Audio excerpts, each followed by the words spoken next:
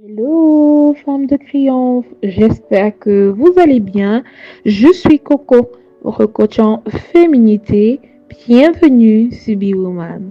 Alors, le sujet d'aujourd'hui, c'est The Danish Deception, cette crame narrative qui nous est, voilà, sophistiquement, euh, euh, euh, euh, voilà, livrée par Onyeka Eyi, cette jeune femme américano-nigériane qui a pris la peine, voilà, de construire le récit autour d'un mariage échoué avec un homme blanc qui lui aurait soutiré à elle et à son entourage au passage, soit plus d'un demi-million de dollars, soit plus de 500 000. Donc, ça vous dit qu'il a fait des ravages, un bon arnaqueur, un briseur de cœur. Cela dit, je veux qu'on rentre ici dans une analyse réelle de pourquoi on en est arrivé là, en fait. Parce qu'il y a bien un départ, il y a eu des causes, en fait. On dit que c'est des causes à effet. Ça veut dire qu'il y a un début et il y a une fin.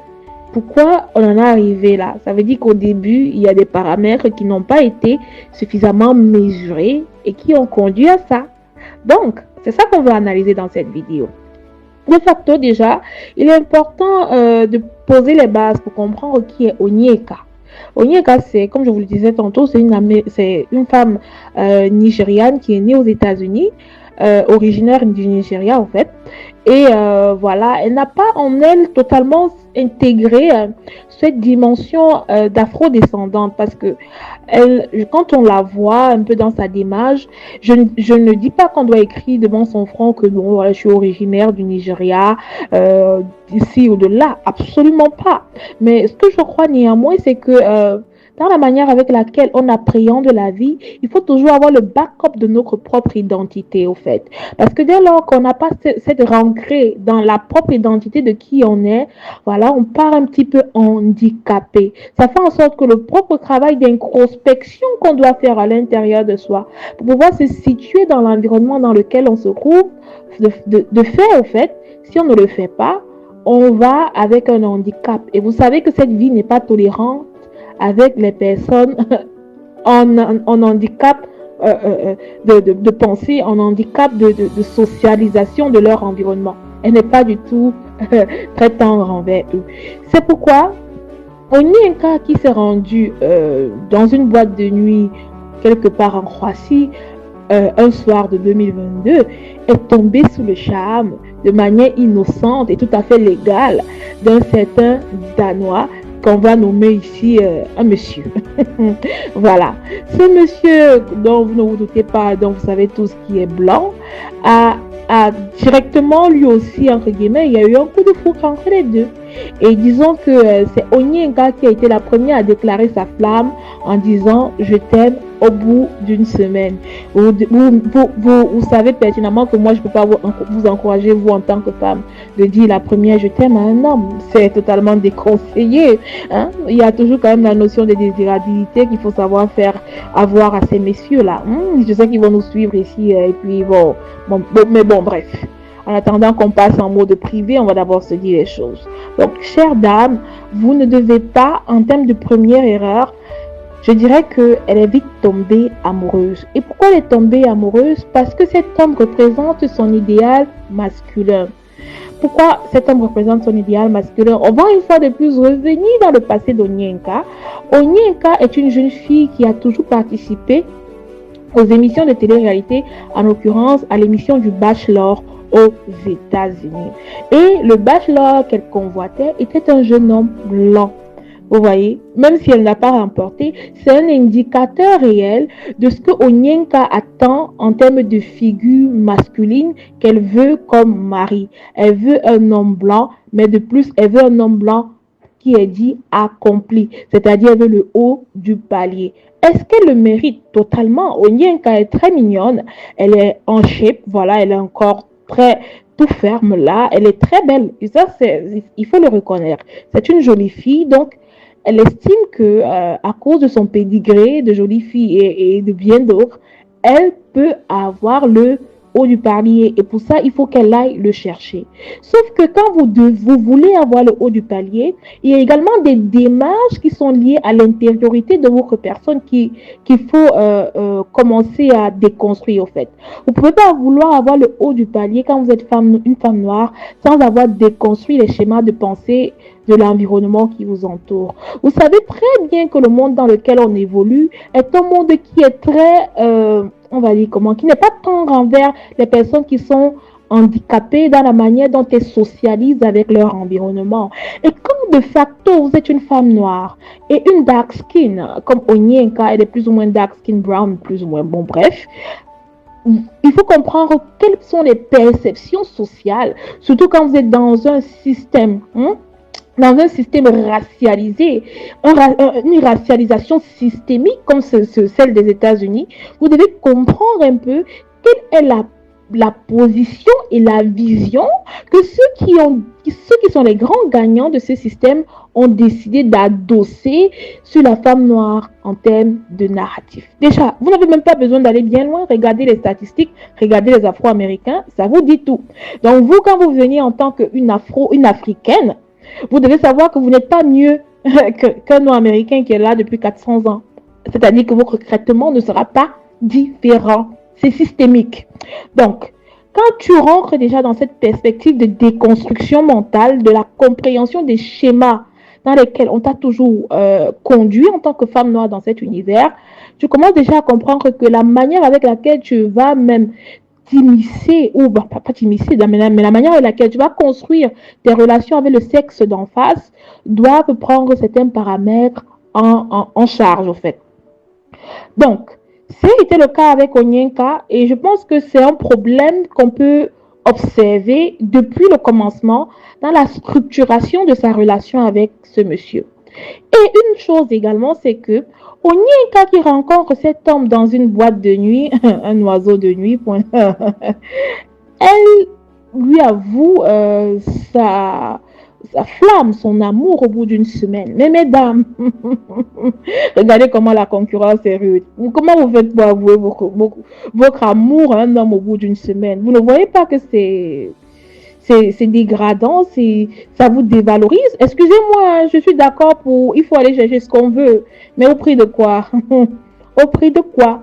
Donc de fait, l'homme a compris que bon voilà, Onyeka avait donc déjà des problèmes en termes d'estime d'elle-même pour être capable de quitter sa posture de prix en tant que femme pour venir la donner à un homme et lui dire bon moi je te veux, je t'aime, c'est toi le prix. Parce que c'est aussi ça que la démarche de dire à un homme je t'aime en premier peut engager. Je ne suis pas en train de dire dans tous les cas, mais je suis bien en train de dire dans le cas où il faut cerner les dynamiques sociales dans lesquelles vous êtes. Dans le cas d'Onyeka, c'était cela en fait. Et l'homme a tellement été le prix que, malgré qu'il a fait beaucoup de grâce à cette jeune fille, elle n'a pas eu le courage de lui de partir. Non, Onyeka, il a fallu qu'il la quitte de son propre gré. Quelle humiliation de plus. Donc, cela dit, est-ce que je pense que les femmes noires sont accréantes dans le dating game? Totalement. À tout type d'hommes. La preuve en est, hein. La preuve en est, vous avez des femmes comme Olivia Yassé qui sont trouvées belles par tout type de personnes. C'est pour vous dire que les femmes noires sont belles. Elles sont considérées comme attirantes. Mais maintenant, est-ce que elles sont considérées comme la préférence? Vous devez savoir que la préférence, c'est un construit social. Et comme tout construit social, c'est un paramètre intersectionnel. Et en tant que paramètre intersectionnel, il y a plusieurs référents qui rentrent dans la construction de la préférence. Parfois également, mais ce que vous devez le plus comprendre dans la préférence, c'est qu'elle est modulable. Ça veut dire qu'elle évolue en fonction des personnes qui sont en face, mais aussi en fonction de la capacité des personnes à pouvoir elles-mêmes, voilà, s'échapper de tout ce qui est pression sociale. Cela dit, dans le cas d'Onyeka, elle aurait dû savoir que, même si vous voulez divest, comme on dit souvent, c'est-à-dire aller voir ailleurs, qui pour moi, c'est totalement naturel, pour toute personne qui voilà, veut découvrir d'autres choses, aller voir ailleurs, vous devez comprendre précisément quelles sont les méthodes des hommes, au fait. Parce que la vérité est que si on est autant dur envers les hommes noirs, on doit être 3 fois plus dur envers les autres. Ça veut dire quoi? Les mécanismes d'oppression qu'une femme noire peut avoir avec les hommes noirs, avec les hommes d'autres races, si elle n'y prête pas garde, elle peut subir 6 fois plus si ce n'est pas de lui au fait. Donc, quand tu es déjà très avisé sur ces questions-là, ça fait en sorte que quand tu commences à te mettre dans un système de divers, c'est-à-dire d'ouvrir tes opportunités, tu commences à comprendre que chaque fois qu'un homme d'une autre race vient vers toi en tant que femme noire, tu peux l'accepter, mais à des conditions bien précises. Parce qu'il n'est pas question que tu renonces à toi pour avoir, je ne sais pas, entre guillemets, un haut du palier. Parce qu'à la fin de la journée, le burn-out, c'est toi que ça regarde. À la fin de la journée, le racisme intériorisé que tu vas vivre dans ces milieux-là, c'est également toi que ça regarde. Et la santé mentale qui va en dépérir de toutes les frustrations que tu auras accumulées dans ces endroits-là, c'est également toi que ça regarde. Donc, ce qui est clair, c'est que déjà au niveau des hommes noirs, on a tout ce qui est misogynie noire et tout ce qui est colorisme. Mais de l'autre côté, vous avez la chose parfois de manière plus déguisée. Donc, vous devez comprendre déjà leur système de pensée sociale. Vous devez comprendre déjà quels sont les leviers que vous devez activer quand vous êtes avec ce genre de personnes pour pouvoir garder le respect qui doit rester le vôtre. Mais surtout savoir que vous aimez ne doit pas être conditionné par quoi que ce soit au fait. Parce que ce qu'on se rend compte, c'est que Onyeka, cet homme a pu jouer sur les blessures intérieures d'Onyeka, qui est une fille qui a grandi dans un environnement à prédominance blanche, pardon. Et le fait que ce soit un environnement à prédominance blanche, la construction de son identité de femme noire a toujours été quelque chose qu'elle n'a jamais totalement intériorisé. Et elle n'a jamais totalement intériorisé dans la mesure où, dès qu'un homme, voilà, qu'elle a toujours, qui est sa préférence, lui a fait le clin d'œil, elle n'a pas hésité à un moment donné à mettre toutes ces red flags qu'elle a toujours eues, certainement peut-être avec les hommes noirs ou les hommes d'autres races, de côté, et elle a accueilli, voilà, dans son lit, en tant que mari, au point où elle a amené chez ses ancêtres au Nigeria, dans son village. Mais quelle horreur! Comment vous pouvez amener un être aussi abominable dans votre village? On ne fait pas ça. Si vous êtes africain, vous savez que le village, quand on va là-bas, mais c'est pas la blague.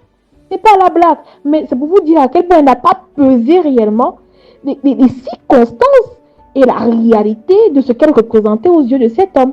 Donc elle est ancrée dans cette relation interraciale-là sans se poser la question que est-ce que fondamentalement je suis le prix aux yeux de cet homme? Et comme l'homme s'était rendu compte qu'elle ne s'est pas posé cette question-là, il a compris directement qu'il pouvait aller jouer dans les blessures intérieures qu'elle avait et vu qu'il est le prix, elle n'allait rien faire. C'est pourquoi il a pu, de ce fait, la soutirer à elle, qu'il a présenté comme le dieu sur terre, le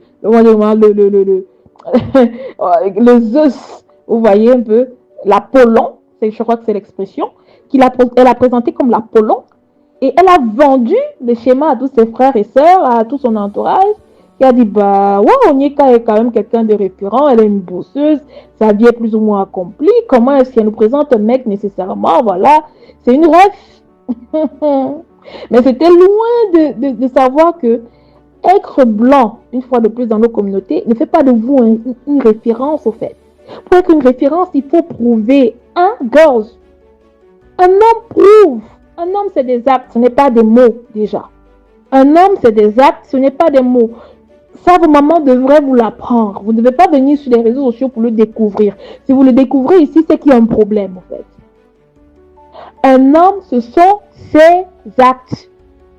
Et quels sont les vrais actes que cet homme a posés? Absolument rien. Elle dit qu'en début, il lui a fait du love bombing. Onyeka, oh. Hey! Onyeka, hey! Hey! Toi aussi. Elle dit, excusez-moi de rire, mais c'est ridicule. qui lui a fait du love bombing, lui payer des suites d'hôtel à 2000 euros la nuit à plein Saint-Tropez, mais ça veut rien dire en fait. Quand un homme, quand on dit qu'un homme, ce sont ses actes, ça veut dire que ce sont ses actes sur une période, sur la durée en fait. Sur la durée en fait. Vous ne prenez pas les actes sur 3 mois pour les enchaîner, pour dire que c'est la référence à vie. Vous prenez des actes au bas mot sur 1 an et demi, 2 ans. C'est comme ça qu'on étudie quelqu'un. Et je le répète encore, une fois de plus, si c'est ici que vous venez d'apprendre, il y a un problème. Il y a un sérieux problème. Et la réalité avec des femmes comme Onyenka, c'est que quand vous n'êtes pas suffisamment enraciné dans qui vous êtes, vous faites facilement ébranler par les autres. Je ne vais pas davantage m'étaler dessus, mais juste pour faire comprendre aux femmes noires que est-ce que vous êtes attirante? Absolument, ce n'est plus une question. Est-ce que vous pouvez vous faire aimer? Vous pouvez divest, c'est totalement clair. Mais les conditions pour divest sont des conditions dans lesquelles vous devez comprendre d'abord vous reconstruire de vous-même en tant que femme noire, les batailles qui sont sur vous. Je n'ai pas dit de porter vos batailles comme si voilà, c'était la fin du monde, mais de savoir que vous pouvez briller et simplement être la meilleure version de vous sans avoir le consentement de ci ou de ça.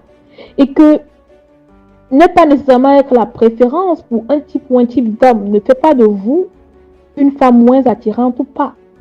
Mais aussi que il faut pas croire que c'est parce que selon certaines personnes ou certains critères, vous n'êtes pas la préférence que vous ne serez jamais la préférence. Je vous l'ai dit tantôt que la préférence étant un phénomène intersectionnel, il arrive que les gens modulent. Il arrive que à cause de ces circonstances de la vie, de l'émancipation de certaines personnes, elles sortent des carcans de certaines choses. Mais encore que, ça ce sont des éléments à questionner. Je ne vais pas m'étaler davantage ici. On va juste souhaiter bon courage à Onyenka. Et moi, je trouve un peu déplorable qu'à chaque fois qu'une femme noire Goumet, elle vient sur TikTok. À un moment donné, il y a des psychologues, il y a même les pasteurs. Hein? Ah, il y a des pasteurs, je ne sais pas moi, il y a des tantis. Pourquoi tu viens verser ta vie? Tu viens verser que tu as été une cancre comme ça devant tout le monde. Ah, aussi. Et puis tu fais tout TikTok là, toute la toile, tout l'univers entier. Comprends que, bon voilà, tu es une femme insécure. Non, de vous à moi. Apprenons un peu à avoir du style dans la manière avec laquelle on apprend même à résoudre nos traumas intérieurs. Elle n'est pas la première traumatisée, elle ne sera pas la dernière. Donc d'ici à la fin de triomphe, prenez soin de vous et la féminité à la Oyayase. Donc bisous bisous.